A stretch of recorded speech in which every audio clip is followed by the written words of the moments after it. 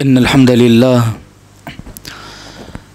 नहमदुहु व नस्तईनुहु व नस्तगफिरुह व नऊज़ु बिल्लाहि मिन शुरूरि अनफुसिना व मिन सय्यिआति अअमालिना मन यहदिहिल्लाहु फला मुज़िल्ल लहु व मन युज़लिल फला हादिय लहु व अशहदु अल्ला इलाहा इल्लल्लाहु वहदहु ला शरीका लहु व अशहदु अन्न मुहम्मदन अब्दुहु व रसूलुहु या अय्युहल्लज़ीना आमनुत्तक़ुल्लाहा हक़्क़ तुक़ातिहि व ला तमूतुन्ना इल्ला व अंतुम मुस्लिमून या अय्युहन्नासुत्तक़ू रब्बकुमुल्लज़ी ख़लक़कुम मिन नफ़्सिन वाहिदा व ख़लक़ मिन्हा ज़ौजहा व बस्स मिन्हुमा रिजालन कसीरन व निसाअ वत्तक़ुल्लाहल्लज़ी तसाअलून बिही वल अर्हाम इन्नल्लाह काना अलैकुम रक़ीबा या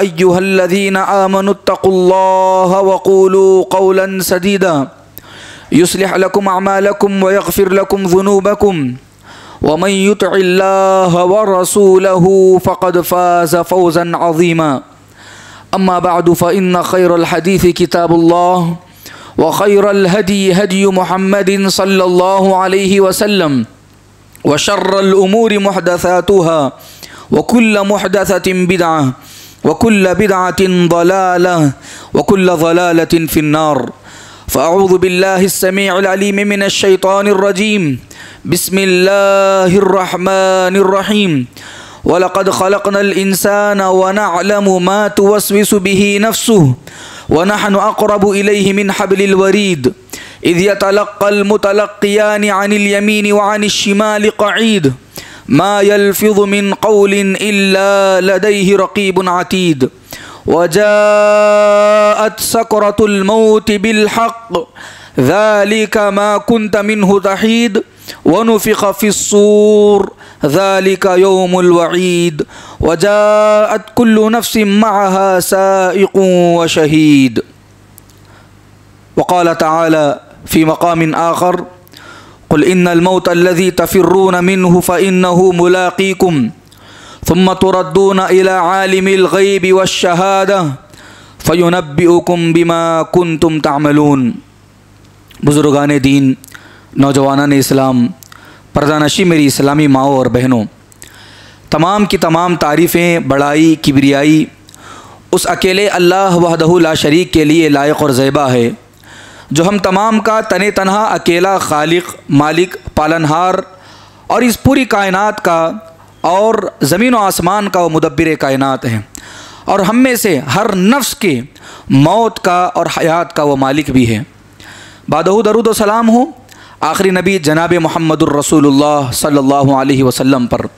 मोहतरम हाज़रीन, इस दुनिया की एक हकीकत है जिसका एतराफ़ हम में से हर आदमी, वो मुसलमान हो कि काफिर, ये मानता है कि एक ना एक दिन हमें मरना है, एक ना एक दिन हमें इंतकाल होना है, एक ना एक दिन हमारे बदन से रूह को कब्ज़ होना है और हमारे हाथ पैर और फिर इसी तरह से हमारा पूरा बदन जो है काम करना बंद कर देगा।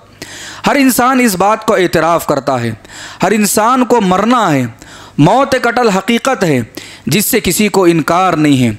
वो जवान हो के बूढ़ा, मर्द हो के औरत, वो बादशाह हो के ग़ुलाम, या फिर इसी तरह से वो अमीर हो के गरीब, हर आदमी को इंतकाल करना है, मरना है। मरने के बाद क्या होगा, इससे मुताल्लिक़ लोगों के मुख्तलिफ़ किस्म के अक़ाइद हैं। कोई कहता है कि मरने के बाद मेरा दोबारा जन्म होगा, मुझे कोई और मखलूक़ बनाया जाएगा।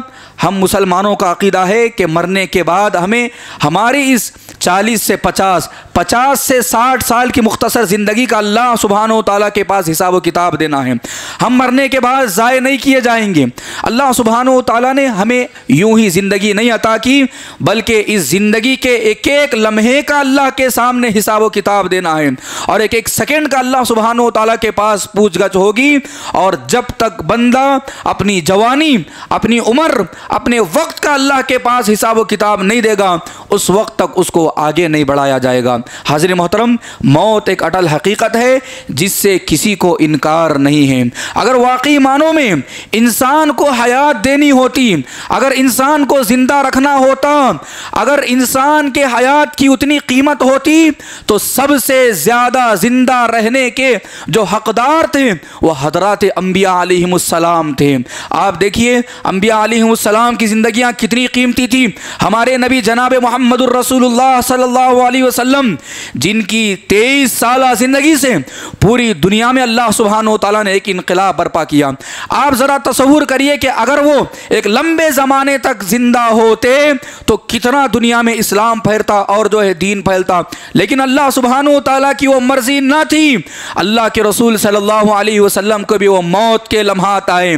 आप सल्लल्लाहु अलैहि वसल्लम का भी इंतकाल हुआ। नबी अकरम सल्लल्लाहु अलैहि वसल्लम को गुस्ल दिया गया, कफनाया गया। आप सल्लल्लाहु अलैहि वसल्लम की भी तदफीन अमल में आई। अल्लाहु अकबर। हाज़िर मोहतरम, अगर मौत से किसी को छुटकारा होता तो वो दुनिया में सबसे पहली शख्सियत हज़रात अंबिया अलैहिमुस्सलाम थी। अल्लाह सुब्हानहु व तआला ने उनको भी मौत से छुटकारा नहीं दिया, उन पर भी मौत की सख्तियाँ आई और हज़रात अंबिया अलैहिमुस्सलाम को भी मौत की इन तकलीफ़ों से गुजर कर अल्लाह सुब्हानहु व तआला के दरबार में उनको भी हाज़िरी देना पड़ा। हाज़िर मोहतरम, हज़रत मूसा अलैहिस्सलाम, उनके पास मौत का फरिश्ता आया। सही बुखारी किताबुल अंबिया की हदीस है। मौत का फरिश्ता आया और उनको हुक्म दिया कि अल्लाह सुब्हानहु व तआला का हुक्म आया है, आपकी रूह को कब्ज़ करना है। हज़रत मूसा अलैहिस्सलाम को गुस्सा आया और उन्होंने एक घूंसा उसकी आँख पर मारा। उस मौत के फरिश्ते की आँख फूट गई। मौत के फरिश्ते की क्या हो गई? आंख फूट गई। अब वो फरिश्ता अल्लाह सुब्हानहु व तआला के पास शिकायत लेकर गया, कहने लगा कि अल्लाह सुब्हानहु व तआला किसके पास जान और रूह कब्ज़ करने के लिए तूने भेजा है, जो अपनी मौत का आरजूमंद नहीं है, ख्वाहिशमंद नहीं है। अल्लाह सुब्हानहु व तआला ने उस फरिश्ते की आंख की इस्लाह फरमाई और उसके बाद उस फरिश्ते को बोलकर भेजा, जाओ मूसा से कह दो कि वो अगर हयात चाहते हैं तो एक गाय के ऊपर अपना हाथ रखने और उसके हाथ पर जितने बाल आएंगे उतने बालों के बराबर उनको उम्र दे दी जाएगी। हज़रत मूसा अलैहिस्सलाम के पास फरिश्ता आया और उसने कहा कि अल्लाह का ये हुक्म है कि तुम एक गाय के ऊपर अपना हाथ रखो। अब जैसे ही जितने बाल लगेंगे, अगर 1000 बाल तो तुम्हें 1000 साल की उम्र दे दी जाएगी, 2000 बाल लगेंगे तो 2000 साल की तुम्हें उम्र दे दी जाएगी। मूसा अलैहिस्सलाम ने पूछा कि अय अल्लाह सुब्हानहु व तआला, अब उसके बाद क्या होगा? कहा कि फिर उसके बाद मौत आएगी। मौत से किसी को छुटकारा नहीं है। अल्लाह के नबी हो और अंबिया हो, नेक हो, साले हो, वली हो, वो मोमिन हो, वो फासिक हो, फाजिर हो, किसी को मौत से छुटकारा नहीं है। मूसा अलैहिस्सलाम ने पूछा कि अल्लाह उसके बाद क्या होगा? कहा कि उसके बाद फिर इंतकाल करना है। तो फिर अल्लाह मूसा अलैहिस्सलाम ने कहा कि अल्लाह सुब्हानहु व तआला अभी मेरी रूह कब्ज़ कर ली जाए। उसके बाद उनकी तभी रूह कब्ज़ कर ली गई। आप देखिए हज़रत दाऊद अलैहिस्सलाम के पास एक इसराइली रिवायत में आता है, इसकी तहक़ीक़ में उलमा ने गुफ्तगू फरमाई है। बस इबरत के तौर पर इस आप रिवायत को सुन लीजिए। हज़रत दाऊद अलैहिस्सलाम के पास मौत का फरिश्ता आया और मौत के फरिश्ते से दाऊद अलैहिस्सलाम ने पूछा कि तुम कौन हो? कहा कि मौत का फरिश्ता हूँ, अना, मैं वो फरिश्ता हूँ जो अल्लाह सुब्हानहु व तआला की तरफ से उस बंदे के पास भेजा जाता हूँ जिसकी रूह कब्ज़ करनी होती है, जिसके बदन से रूह को अलग करना होता है। और मौत के फरिश्ते ने अपना तारुफ पेश फरमाया, कहा अना मल्ला यहाबुल मुलूक, मैं वो हूँ जो बादशाहों की बादशाहत से नहीं डरता, बादशाहों के खजानों से नहीं डरता। मैं वो हूँ जो उनकी ताकत और क़ुव्वत से नहीं डरता हूँ। वला तमनउ मिनहुल क़ुसूर, और ना ही उनके बड़े बड़े महलात अंदर दाखिल होने से मुझे रोक कर रखते हैं। वला यक़बलुर रिश्वा, और मैं वो हूँ जो कभी रिश्वत को भी कबूल नहीं करता हूँ। दुनिया में हर काम रिश्वत देकर निकाला जा सकता है, बड़े से बड़े काम उलट पुलट किए जा सकते हैं, लेकिन हर ताकत और हर क़ुव्वत, हर सलाहियत मौत के फरिश्ते के सामने कमज़ोर पड़ जाती है। वहाँ पर कोई कुछ नहीं कर सकता। जिस बंदे की जिस वक्त में जिस लम्हे में मौत आनी है, अय अल्लाह के बंदो, वहाँ पर किसी बादशाह की बादशाहत काम नहीं आती।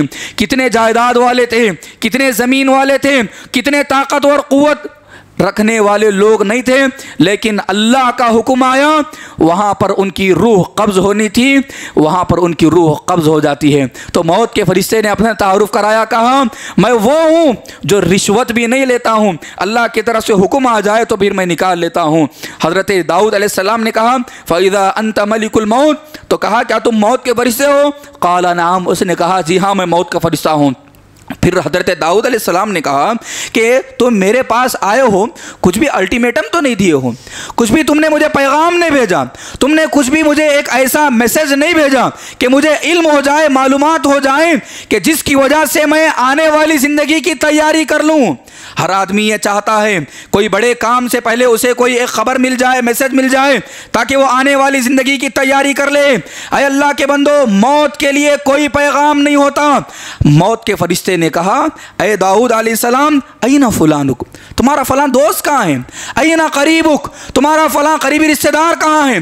तुम्हारे बाप कहाँ हैं? तुम्हारे माँ कहाँ हैं? तुम्हारे महल्ले वाले, तुम्हारे बस्ती वाले कहाँ हैं? कहा इंतकाल कर गए। जब वो इंतकाल कर गए तो तुम्हारी भी मौत आनी थी। ये तुम्हारे लिए सबसे बड़ा अहम पैगाम था, ये तुम्हारे लिए सबसे बड़ी खबर थी। क्या तुमने अपने अहिब्बा की, अपने दोस्तों की, अपने रिश्तेदारों की, अपने बस्तियों में होने वाले लोगों के जनाजों को देखकर इबरत हासिल नहीं की? जब उनके जनाजे उठाए गए, जब उनका इंतकाल हो गया, तो क्या तुमने उस वक्त में एहसास नहीं किया कि एक वक्त आएगा तुम्हारा भी जनाजा उठाया जाएगा, एक वक्त आएगा तुम्हारी भी नमाज जनाजा पढ़ी जाएगी, एक वक्त आएगा तुम्हारे अपने रिश्तेदार तुम्हें लेकर जाकर कब्रस्तान में, उस तारीख कब्र में तुम्हें दफन करके आएंगे? क्या तुम्हें इस बात का एहसास नहीं था? मौत के फरिश्ते ने पैगाम दिया कि लोगों की अमवात को देखकर इबरत हासिल करनी चाहिए। हाज़िर मोहतरम, अगर वह यकीन माने, अगर मौत से किसी को छुटकारा होता, अगर किसी की मौत ना आती होती, तो सबसे ज़्यादा हकदार मेरे और आपके प्यारे नबी जनाब मोहम्मदुर रसूलुल्लाह सल्लल्लाहु अलैहि वसल्लम की शख्सियत थी। अल्लाह के रसूल सल्लल्लाहु अलैहि वसल्लम पर कैसी कैसी मौत की सख्तियाँ आई। माँ आयशा बयान करती हैं कि अल्लाह के रसूल सल्लल्लाहु अलैहि वसल्लम फजर की नमाज के बाद, जिस दिन पीर के दिन आपका इंतकाल हुआ, आप सल्लल्लाहु अलैहि वसल्लम अपने चेहरे पर जो है कौंधे को डालते, बिस्तर को डालते, उसके बाद जो है बाजू में एक छोटा सा एक बॉल रखा हुआ था, उसमें हाथ डालते फिर निकालते, हाथ डालते फिर निकालते, अपने चेहरे से चादर को उठाते और फिर ओढ़ते। नबी अकरम सल्लल्लाहु अलैहि वसल्लम की सांस फूल रही थी। उस मौके पर अल्लाह के रसूल सल्लल्लाहु अलैहि वसल्लम की ज़बान से जो जुमले निकले वो मेरे और आपके लिए बड़ा इबरत का सामान है, मेरे और आपकी ज़िंदगी और हयात में बहुत इबरत का सामान है। नबी ने कहा इन्ना लिल मौति सकरातुन, अल्लाह के बंदो मौत की बड़ी सख्तियाँ हैं, याद रखो। ये इंसान की जब जान निकलती है तो ये कोई आसान लम्हा नहीं होता, ये कोई आसान मरहला नहीं होता। इंसान के बदन से जब रूह कब्ज कर ली जाती है, इसकी बड़ी सख्तियाँ हैं। इसी तरह से मेरे और आपके प्यारे नबी और अल्लाह के महबूब, उनके ऊपर जब मौत की सख्तियाँ आई हैं, मुझ और आपके गुनहगारों के साथ कैसा मामला होने वाला है, आप ज़रा अपनी ज़िंदगियों का जायज़ा लेकर देखो। माए आयशा रज़ी अल्लाह अन्हा कहती हैं कि नबी अकरम सल्लल्लाहु अलैहि वसल्लम की मौत की सख्तियों को देखकर, उसके बाद किसी भी सख्ती को और किसी की मौत की सख्ती को देखकर मुझे उतना सख्ती नज़र नहीं आती।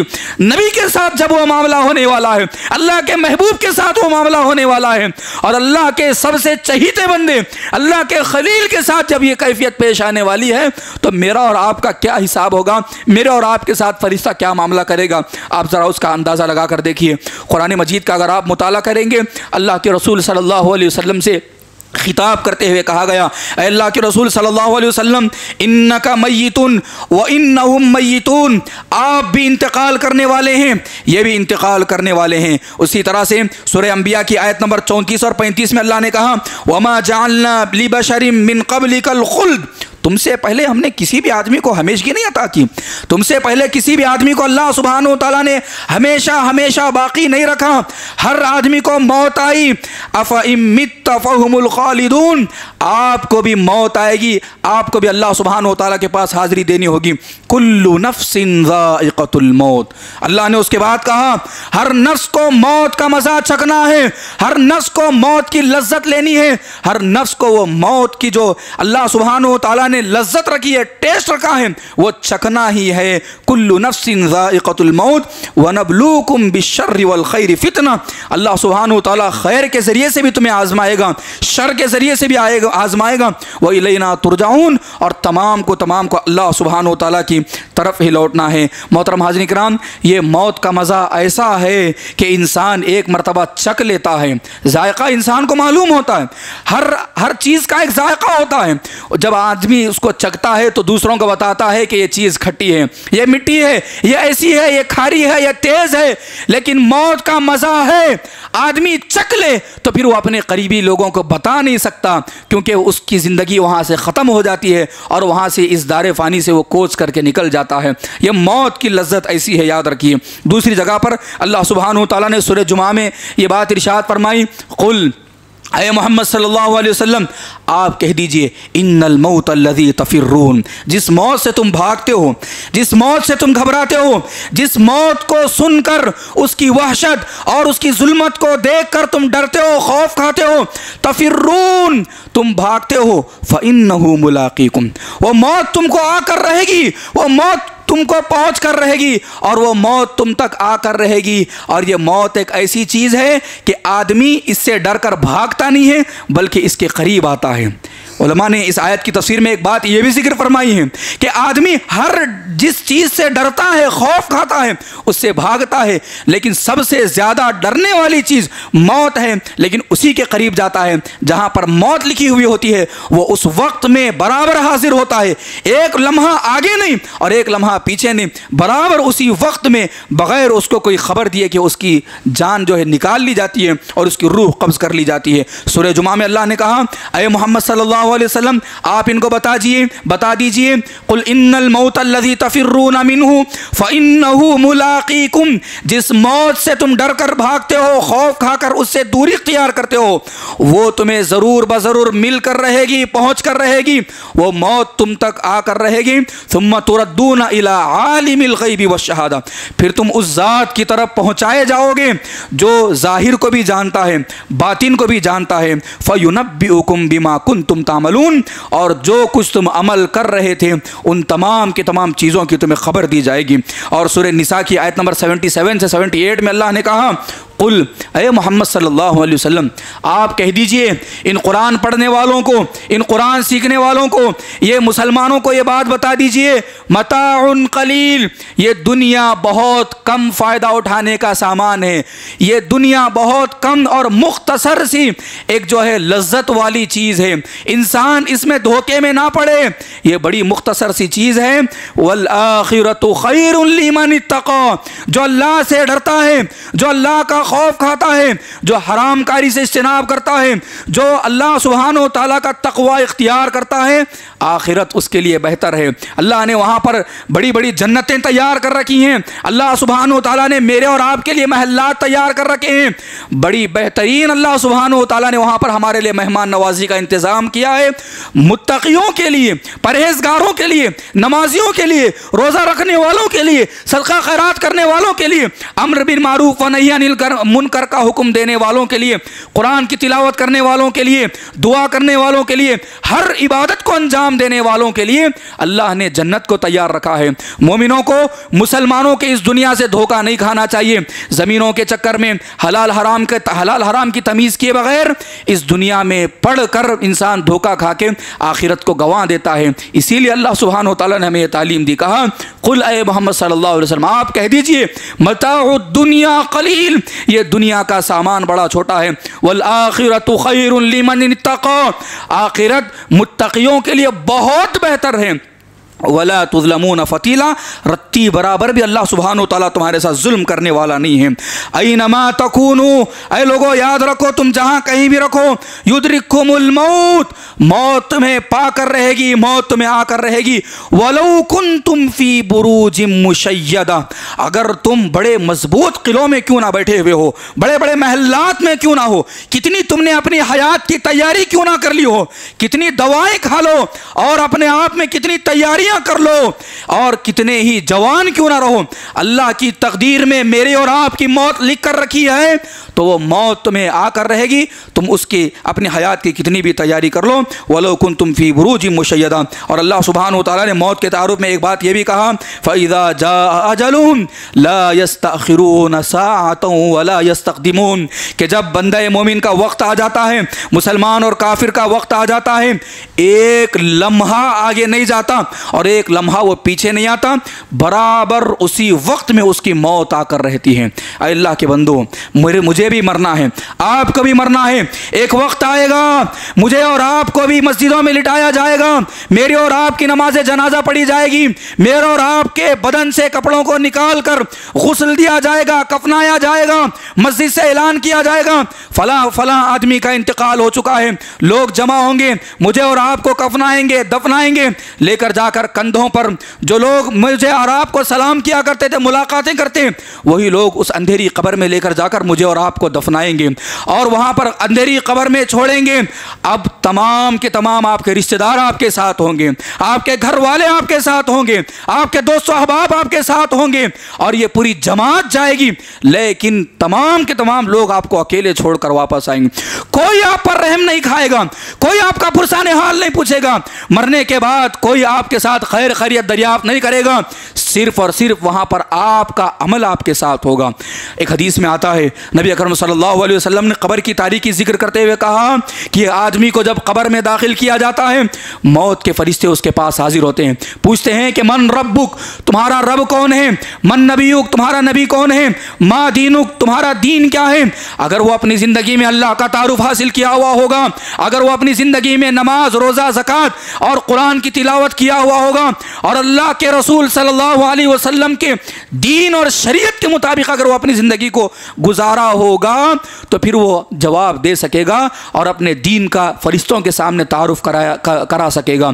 अगर वहीं पर इसके मुकाबले में वो अपनी ज़िंदगी को अल्लाह की नाफरमानियों में, मासियतों में, गुनाहों में, नमाजों से गफलत में, मस्जिद से उसका कोई ताल्लुक़ नहीं होगा और अपनी ज़िंदगी मनमाने हिसाब से गुजार कर जाएगा, फरिश्ते उसके पास हाजिर होंगे, पूछेंगे, तो वह जवाब नहीं दे सकेगा और जवाब में कहेगा हा ला अदरी, काश मैं नहीं जानता, मैं नहीं पढ़ा हूँ, मैं नहीं सीखा हूँ, मुझे किसी ने बताया नहीं, ला अदरी, मैं नहीं जानता, वला दरईता वला तलीता। फरिश्ते कहेंगे ना ही तूने सीखने की कोशिश की और ना ही तूने पढ़ने की कोशिश की और ना ही तूने सीख कर यहाँ पर हाजिर हुआ है। अब उसके बाद जो मोमिन बंदे होंगे, अल्लाह के फरमाबरदार होंगे, उनको आसमान से अल्लाह के हुक्म से सब्ज़ और बड़ी बेहतरीन सफ़ेद किस्म की चादर खुशबूदार और मुअत्तर होगी, लाकर उनको उड़ाया जाएगा और हुक्म दिया जाएगा दुल्हन की मानिंद आराम से सो जाओ।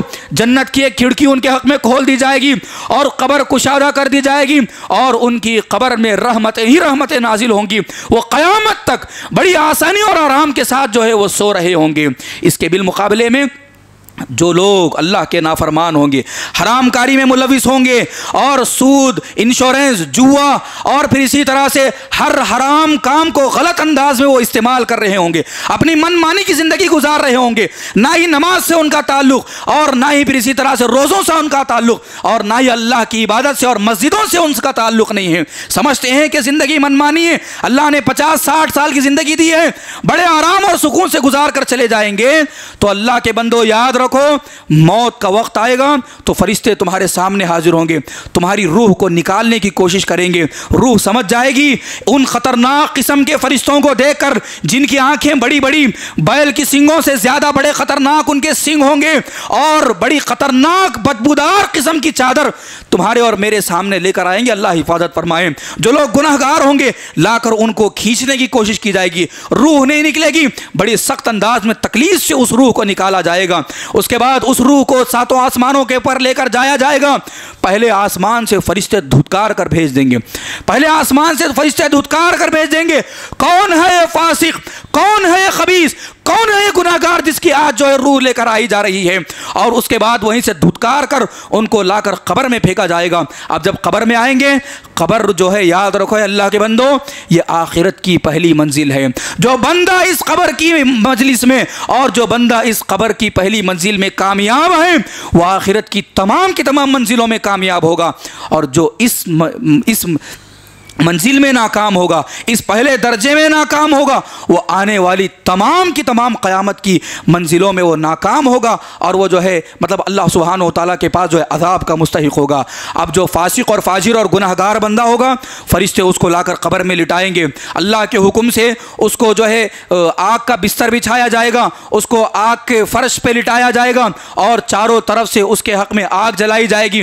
ख़तरनाक किस्म के अज़दे उस पर मुसल्लत कर दिए जाएंगे और सवालात पूछने पर जब वो जवाब नहीं देगा, ऐसे हथौड़े से उसके सर पर क़यामत तक मारते रहेंगे। हदीस में आता है एक मर्तबा अगर वो हथौड़ा दुनिया के किसी बड़े पहाड़ पर मार दिया जाए तो वो पहाड़ रेजा रेजा हो जाएगा। अगर उस हथौड़े को लाकर दुनिया में रखा जाए, पूरी इंसानियत मिलकर उसको उठाना चाहे उठा नहीं सकेगी। वैसा हथौड़ा गुनहगार, फासिक, फाजिर, काफिर के सर पर क़यामत तक मारा जाएगा। और इसी तरह से ऐसे बंदे की पीठ को यानी दोनों तरफ से कब्र इतना सख्त अंदाज में दबाएगी कि दोनों पसलियां जो है आपस में दबेंगी और जहरीले किस्म के जानवर उसके हक़ में मुसल्लत कर दिए जाएंगे। उस अजाब को सहते हुए, उस तकलीफ को सहते हुए इतना चीखेगा, चिल्लाएगा, इंसो जिन के अलावा तमाम की तमाम मखलूक़ात उसकी आवाज़ को सुनते रहेंगी। इसीलिए नबी अकरम सल्लल्लाहु अलैहि वसल्लम ने एक मरतबा किसी सहाबी को दफनाया, तदफीन की, और आप सल्लल्लाहु अलैहि वसल्लम कब्र के पास बैठकर कसरत से रोने लगे, गिड़गिड़ाने लगे। नबी अकरम सल्लल्लाहु अलैहि वसल्लम ने कहा, या इख्वानी, ऐ मेरे भाइयों, ऐ मेरे सहाबियों, फ़अइद्दू, इसकी तैयारी कर लो जितनी तुम्हारी ताकत और क़ुव्वत है, क्योंकि इससे ज़्यादा सख्त मरहला इंसान के लिए कोई नहीं हो सकता। अगर तुम्हें मालूम हो जाए कि कब्र की सख्तियां क्या हैं, ये आखिरत की जो सबसे पहली मंजिल है, इसमें क्या क्या तकलीफें होने वाली हैं, याद रखो तुम अपने मुर्दों को दफनाना छोड़ दोगे, तुम अपने मुर्दों को जो है कब्र में लाकर दाखिल करना छोड़ दोगे, इस डर और हैबत से हमारे मुर्दों को तकलीफ ना हो। मोहतरम हाज़िरीन किराम, आज जिन अयाम से हम गुजर रहे हैं ये तरक्की याफ्ता अयाम हैं। लोग जिस तरह से ज़माने के एतबार से आगे बढ़ रहे हैं, उसी तरह से कसरत से लोगों की अमवात भी हो रही हैं। ऐसे ऐसे हादसात आनन फानन 100-200 लोग, 300 लोग यूं मारे जा रहे हैं। मुझे बताया गया कि तकरीबन 1-2 हफ्ते पहले आपकी बस्ती में भी 4 लोगों का आनन फानन जनाजा उठा। हादसात कब कैसे होते हैं नहीं मालूम होता है। कौन ट्रक हादसे में मारा जाए, कौन बाइक हादसे में मारा जाए, कौन ट्रेन हादसे में मारा जाए, और कौन ऐसा होगा जो फ्लाइट में मारा जाए। और किसी किसी की मौत यूं ही वाक़ हो जाती है अल्लाह के हुक्म से। हमारे नौजवान समझते हैं कि अभी हड्डियां मजबूत हैं, अभी ताकतवर हूं, अभी कुव्वत में हूं, अभी जिम कर रहा हूं, अभी मेरे अंदर जो है फलां फलां ख्वाब हैं, मेरे ये मकासिद हैं। याद रखो अल्लाह सुब्हानहू व तआला ने तुम्हारे और मेरे हक में जब मौत लिख दी है तो फिर वो मौत तुम्हारी ताकत और कुव्वत को नहीं देखती, तुम्हारे जाओ मनसब को नहीं देखती, और तुम्हारे मालो दौलत और ज़मीन जायदाद तुम्हारे मकासिद को नहीं देखती। वो मौत आकर रहती है। याद रखो, वो किसी भी तरह से क्यों ना हो।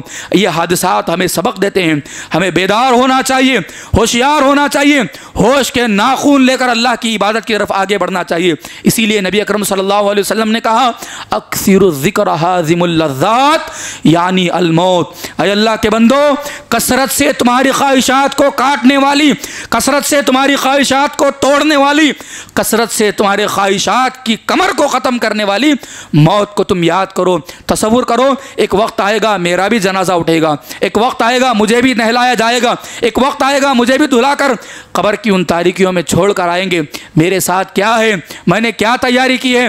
अब अगर उस हादिसे में मेरा इंतकाल हो जाता, ये तसव्वुर करो, अक्सिरु ज़िक्र हाज़िमुल लज़्ज़ात, ये तसव्वुर करो फलां जगह पर जो हादिसा हुआ है, अगर उसमें मेरी मौत वाक़ होती, मैं होता, तो मैंने क्या तैयारी की है। मेरी अल्लाह सुब्हानहू व तआला के पास जब हाजिरी होगी, क्या मुंह लेकर जाऊंगा। क्या हराम काम जो मैं अंजाम देता था, मैं जो सूद और शराब, जिना, झूठ, धोखाधड़ी और फिर इसी तरह से जुआ, ये तमाम की तमाम गुनाहों को लेकर क्या अल्लाह सुब्हानहू व तआला के दरबार में हाजिर हो सकता हूँ।